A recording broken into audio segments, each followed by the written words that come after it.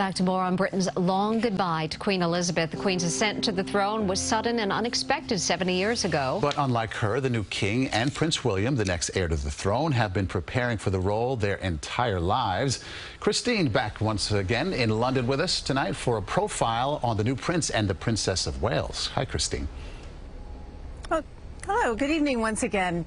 King Charles was named the Prince of Wales when he was 9 years old. Prince William steps into this role at the age of 40.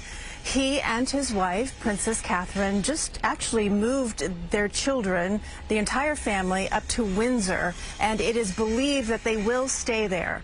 According to our royal expert, the new Prince and Princess of Wales are fully prepared for their roles in the new monarchy.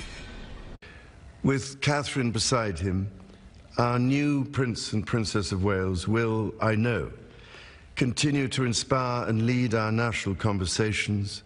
King Charles wasted no time naming his oldest son the new Prince of Wales, a title the king himself held for 64 years.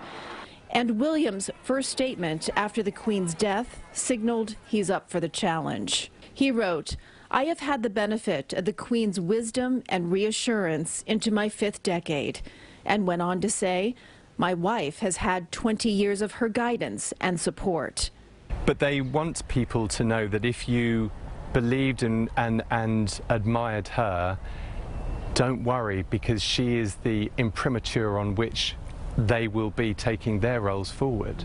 King Charles's former communications director, Julian Payne, says the historic change in title for the popular Prince and Princess marks a new royal era, and they will do it on their own terms. The trick is to understand, for the rest of us, there's two things in life that are certain: death and taxes. For them, it's death, taxes and the media, right? So they know the media is always going to be with them. Prince William has had media around him since birth.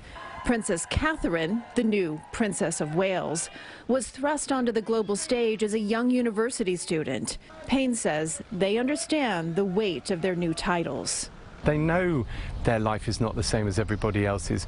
What they have is a fairly cast iron commitment to duty and service. Now that sounds, very sort of what you might expect me to say, but I sat there and I talked to them, and I absolutely can tell you that is exactly how they think about it. It has been 25 years since someone held the title Princess of Wales.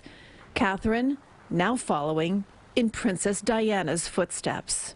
There is romance and tragedy attached to that name. But you know the media, there's always going to be those comparisons. There's always, as I said to you, what did I say? With the royal family, there's death, taxes and the media. That's always going to be there for them, and they're well aware of that.